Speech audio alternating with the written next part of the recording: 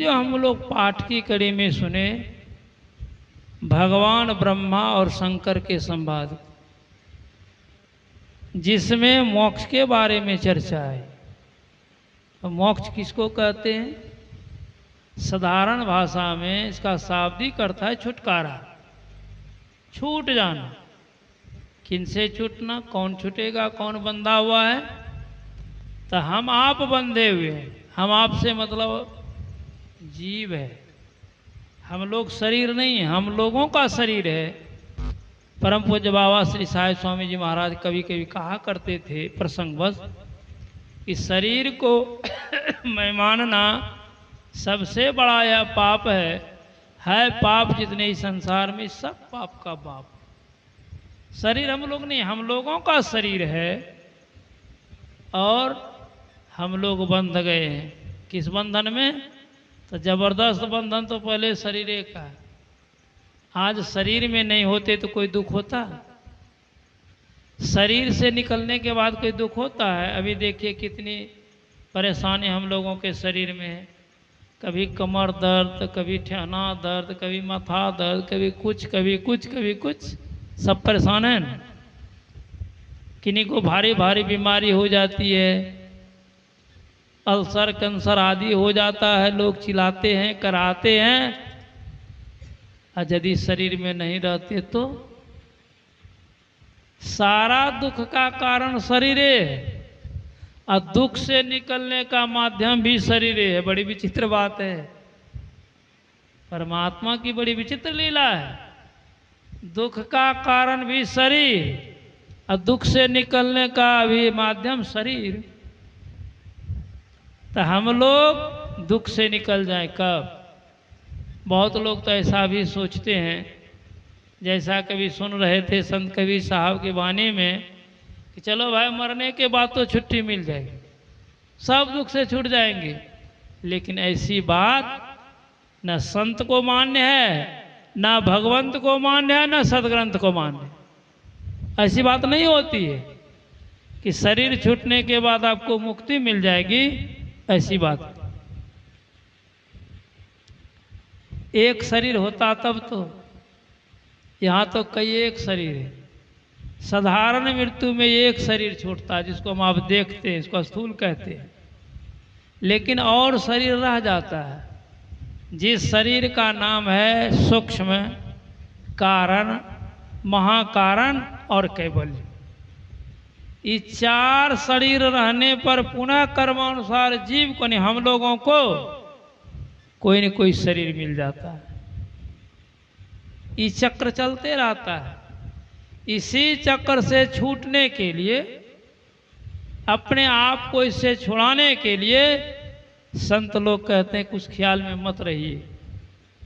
पिंड पाते नया मुक्ते सा मुक्तिर्न तो मन्यते देहे ब्रह्मत्व मायाते जलानांग सेंद्वंग था अनन्यतांग यदा याति तथा मुक्ता सौचते। स्पष्ट कहा, ये भगवान शिव की वाणी। क्योंकि इसलिए तो बहुत लोग कहते हैं कि सत्संगी लोग देवी देवता की बात नहीं मानते, इसलिए गुरु महाराज ने बड़ी विलक्षणता से सबकी बात को इस सत्संग योग में रखे। आप देख लीजिए, ये भगवान ब्रह्मा और शिव की वाणी है ना, उसका संवाद है ना, कहने वाले तो वही है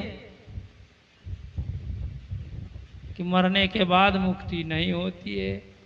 तब कोई भी प्रश्न कर सकता है बाबा मुक्ति कैसे होती है? जब भगवान शंकर कह रहे हैं, कबीर साहब भी कह दिए, तन छूटे जी मिलन कहता है सो सब झूठी आशा, अबहू मिला सो तबहू मिलेगा नहीं तो जमपुर वासा। दादू दयाल जी महाराज भी लिखते हैं, मुआ पीछे मुक्ति बतावे, मुआ पीछे मेला, मुआ पीछे अभय अमर पर दादू भूले गहिला। वो तो भूल में है, मरने के बाद मुक्ति होती ही नहीं है। तब जीते जी करना पड़ेगा। वो जीते जी क्या है? वो साधन विशेष के द्वारा मुक्ति मिलती है। ये जीव बंधन से छूटता है। शरीर का बंधन छूटेगा, संसार का बंधन अपने छूट जाएगा। कोई संबंध बंधन रहता है शरीर छूटने के बाद? कुछ नहीं रहता।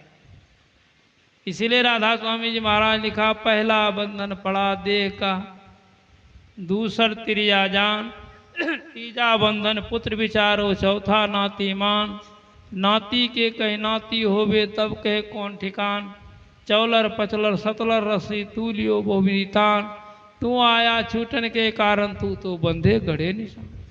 हम लोग आए थे संसार में छूटने के लिए, अब दिनानुदिन बंधते चले जाए।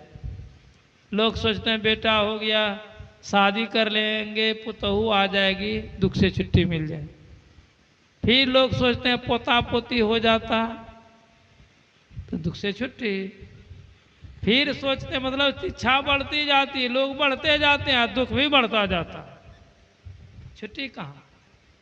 लेकिन हम लोग छूटने के लिए आए थे ना, ये शरीर छूटने के लिए नहीं मिला है कि दुख से सदा के लिए छूट जाए। इसलिए योग और ज्ञान का अभ्यास करना पड़ेगा। योग के बिना ज्ञान और ज्ञान के बिना योग, दोनों अधूरा। अभी सुन रहे थे पाठ में, जब तक दोनों का अभ्यास नहीं करेंगे तो मुक्ति नहीं मिलेगी।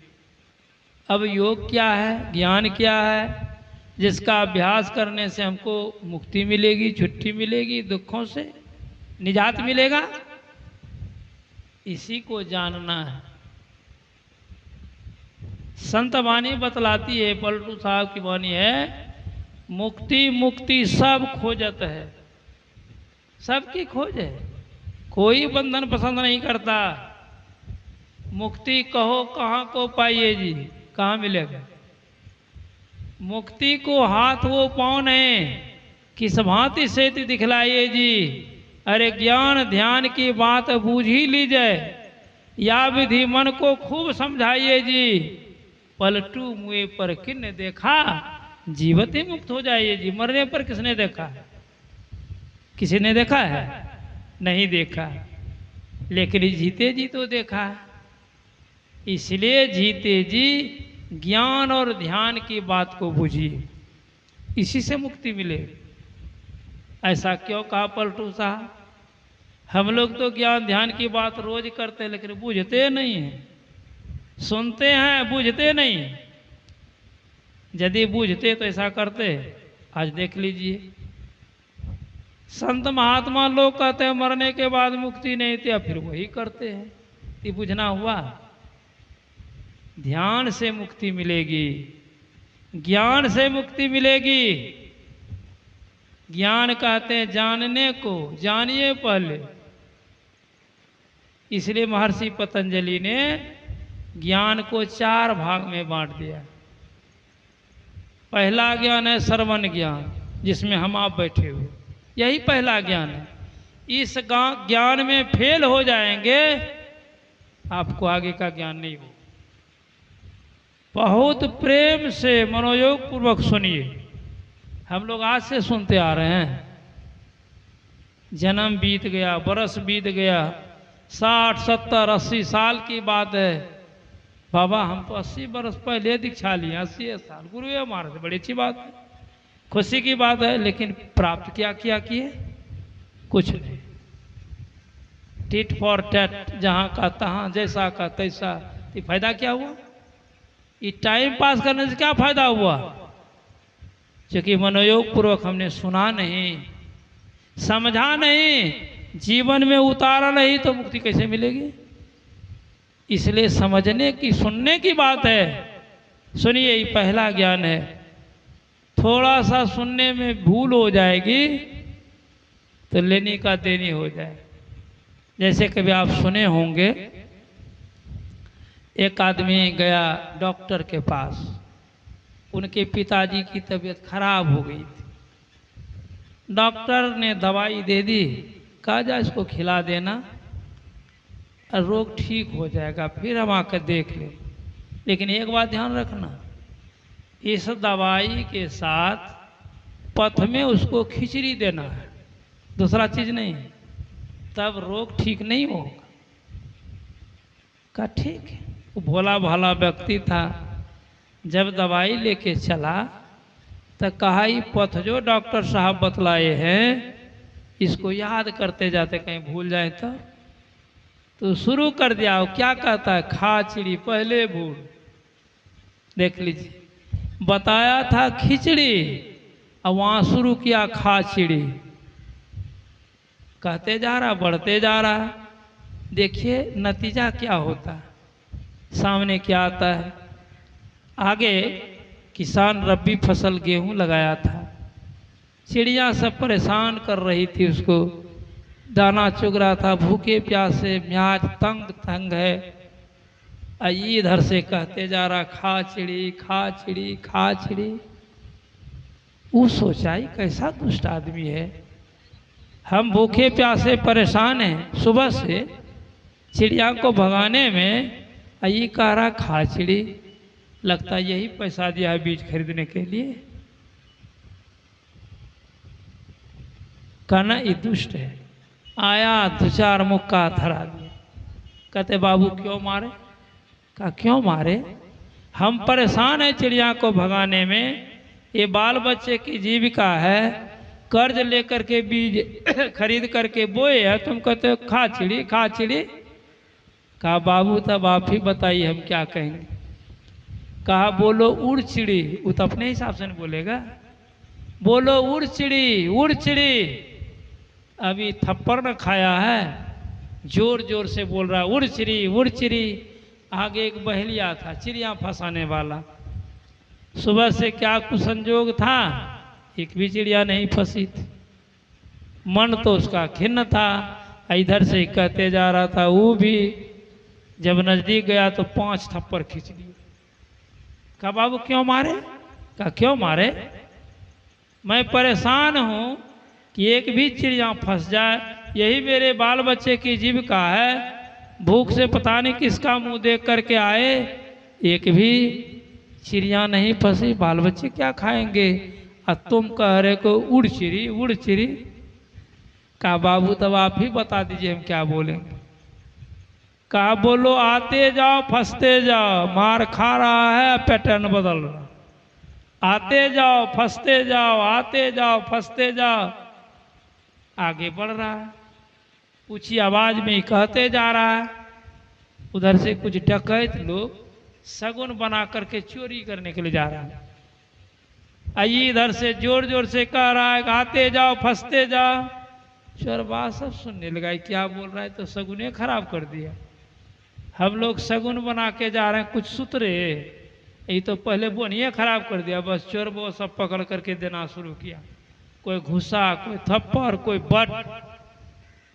जब भरदम हो गया तब कहते हैं बाबू क्यों मारे? कहा क्यों मारे, हम लोग शगुन बना करके जा रहे हैं डकैती करने के लिए, काफी माल सूत्रे, और तुम बोनिए खराब कर दिया, आते जाओ फंसते जाओ। कहा बाबू तब आप ही बता दीजिए हम क्या बोलेंगे।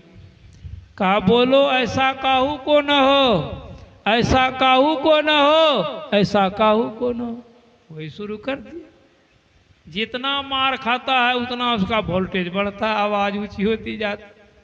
आगे में गांव था, उस गांव के एक संभ्रांत लोग थे, जिनको चौथी अवस्था में एक पुत्र रत्न की प्राप्ति हुई थी, निसंतान थे बेचारे।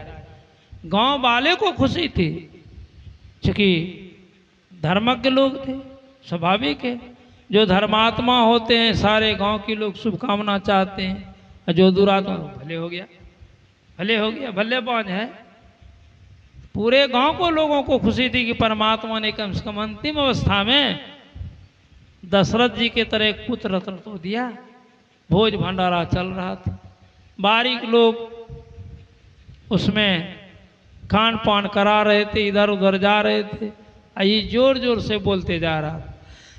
कुछ बारीक लोग जो पत्तल फेंकने के लाए सुनने लगा क्या बोल रहा है।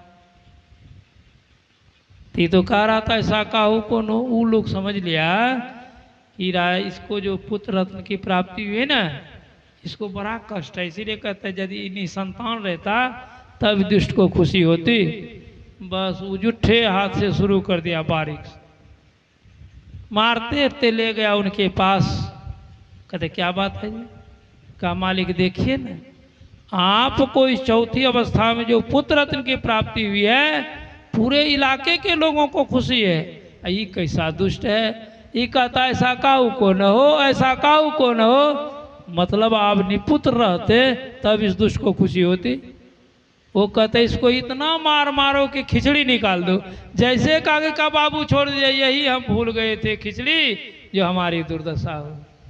देख लीजिए, सुनने में फेल तो सब काम में फेल, और दुर्दशा भी कोई नहीं बांटेगा, दुर्दशा भी नहीं बांटेगा, दुर्दशा भोगनी पड़ेगी। इसलिए पहला ज्ञान है सुनिए, फिर है विचारिए, समझिए, और तब जीवन में उतारिए, उसके बाद प्राप्ति होगी। मतलब श्रवण ज्ञान, मनन ज्ञान, निधिध्यासन ज्ञान और अनुभव ज्ञान। ज्ञान की पूर्णता अनुभव ज्ञान में, और शुरुआत श्रवण ज्ञान से। और योग को 8 भागों में बांटा है महर्षि पतंजलि ने। वो 8 भाग क्या है? यम, नियम, आसन, प्राणायाम, प्रत्याहार, धारणा, ध्यान, तब समाधि। ध्यान साधारण नहीं है। ध्यान में जो पास हो जाएंगे उसका जीवने सफल हो जाए। हम लोग क्या कहते हैं? ध्यानाभ्यास कर रहे हैं, ध्यान नहीं कर रहे हैं, ध्यान का अभ्यास कर रहे हैं। ध्यान करने के लिए पहले 6 चीज को पूरा करना पड़ेगा, तब ना ध्यान होगा। वो 6 चीज क्या क्या है? यम नियम का पालन करना पड़ेगा। यम का भी 5 वेद है। जो इसका पालन नहीं करेगा उसे ध्यान होबे न करे। इसको लिख लीजिए, नहीं होगा ध्यान उनसे। उसको क्या चीज है? सत्य। ध्यान करने वाले को सत्य का अवलंब लेना पड़ेगा। लेकिन हम लोग कितना सत्य बोलते हैं, दूसरा कौन बताएगा? अपने आप से पूछ लीजिए, इसमें भी फेल। अहिंसा, किसी भी तरह की हिंसा नहीं होनी चाहिए। हिंसा करने वाले से ध्यान नहीं होगा। क्या हम लोग हिंसा से बच सकते हैं? कोई कह सकते हैं हमसे हिंसा नहीं होती है? अरे महाराज, हिंसा होती है। चलते हैं हिंसा होती है, खेती करते हैं हिंसा होती है। तो खेती छोड़ दीजिए, चलना भी छोड़ दीजिए ना। बैठे में भी हिंसा होती है, वो भी छोड़ दीजिए। बात बात में हिंसा होती है। लेकिन यहाँ कहने का आशय क्या है? हिंसा 2 तरह की होती है, एक वार्य हिंसा और एक अनिवार्य हिंसा। यहाँ कहते जो वार्य हिंसा उसको छोड़ने के लिए, जब तक उस हिंसा को नहीं छोड़ेंगे आप उधर बढ़ ही नहीं सकते। और अनिवार्य हिंसा का प्रायश्चित होता है। जैसे स्नान करते इसमें भी हिंसा होती है, इसका प्रायश्चित